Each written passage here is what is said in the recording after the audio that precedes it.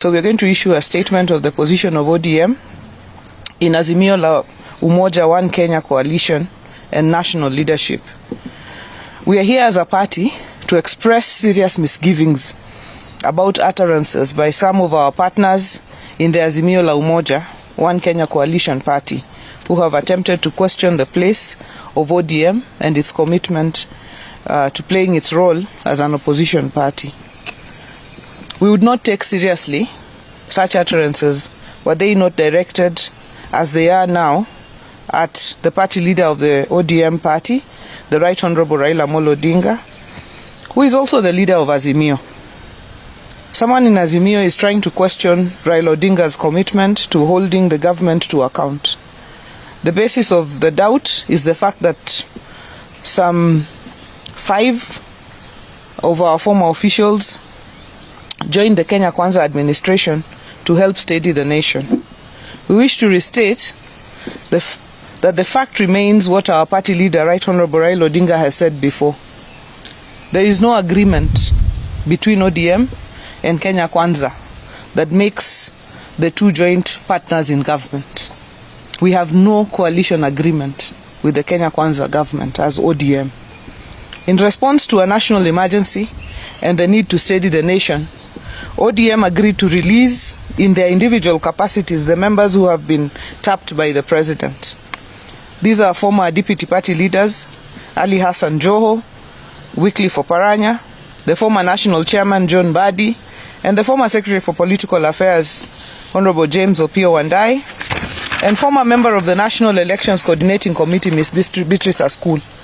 The party leader has explained, and we reiterate, that these members have not joined the government as representatives of the party, but as individuals whom the president felt have the capacity to add value to his administration and help the country achieve the desired goals. No Sen leader or political party should celebrate the collapse of the nation.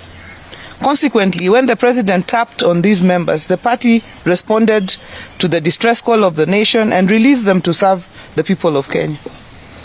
As a party, however, ODM will continue to play its minority role alongside other parties to push for accountability, transparency, equity, and delivery of services to the people in a cost-effective manner.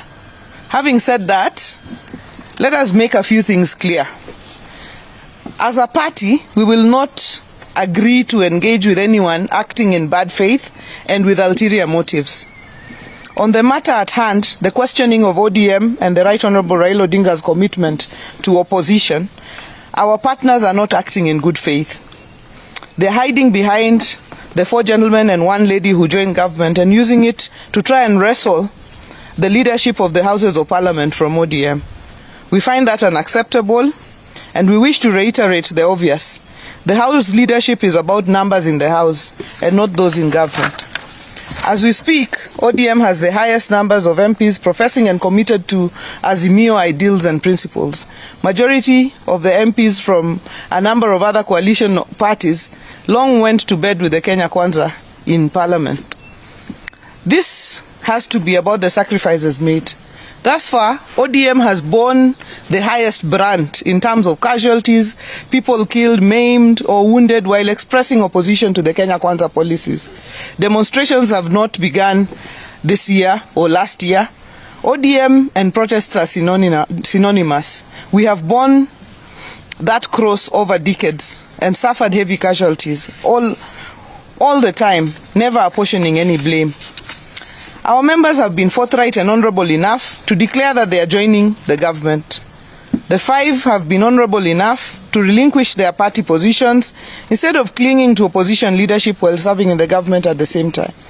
The party leader has been forthright enough to explain that the 5 have joined in their individual capacities to do national duty and not as representatives of party.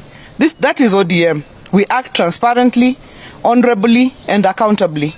Finally, as a party, we will not accept any continued attempt to use Raila Odinga as a human shield and any continued attempt to twist him into endorsing anybody at this stage, or any continued attempt to use him as an excuse for the failure of leadership in individual constituent parties of Azimio. And we will not accept the use of Raila Odinga's bid for the African Union Commission chairmanship to be used to pass ill-intentioned remarks disguised as well wishes and to twist him on Azimio matters. Raila has earned his candidacy for the AU chairmanship. We are proud that he is the leader of our ODM party and our coalition, Azimio. We are grateful to the government for standing with him, and we are grateful to the many African leaders who are considering him for this position. As a party, we will only be too proud to donate Honorable Raila to the continent. I thank you. Our deputy party leader will add from there. Thank you very much. I just want to reiterate the statement that has been read by our party chairperson to be the true position of our party. And we want to say that ODM cannot and shall never be intimidated. We are a party that stands for justice, democracy, and a party that has fought for against the ills committed towards Kenyans for many years. So we will continue to uphold those values, and we will not be intimidated by anyone, either within Azimio coalition or even outside Azimio coalition. On the matter of Azimio coalition, I want to state categorically that ODM does not have a coalition agreement with the Kenya Kwanza or UDA. If those who are telling us that we are in government care, I want to advise them to read the Political Parties Act, which is very clear that parties can only get into a coalition arrangement if they sign a coalition agreement and have it filed with the registrar of political parties. If you care, members of the media, I want to request you to visit the office of the registrar of political parties and find out whether there is any coalition agreement between ODM and Kenya Kwanza. There is none. So when they tell us that we have joined government, on what basis are they saying that? Is there any coalition agreement? There is none. So we think that these people are just playing drama, and the ODM is such a serious party which is not ready for drama. We are a party that has huge representation across the country, and we cannot be intimidated. Azimio, ODM is a principal partner in Azimio coalition. We cannot be lectured by some of our junior partners in the party, in the coalition, that we leave coalition. In fact, some of the partners in the coalition, we are even questioning their status in the coalition. Jubilee Party, for example, when Honorable Kioni talks about Jubilee, which Jubilee is he talking about? We know we have two factions in Jubilee. We have the Sabina Chege's Jubilee, and we have Kioni's one-man Jubilee. You cannot intimidate a big party like ODM. I think, Mr. Kioni, we want to advise you to read the law and to visit the office of the registrar of political parties. And I want also to caution them that any attempt to push ODM out of Azimio will be very detrimental to those people who are pushing that arrangement, because ODM will still remain a single major party in the opposition based on the numbers that we have in the National Assembly and in the Senate, and that cannot change.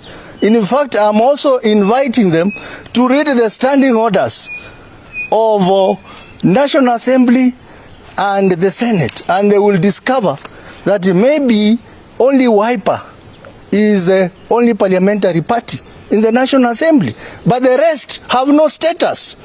They gain their status based on the numbers of ODM. So, Honorable Wamalwa Eugene, shut up. Shut up.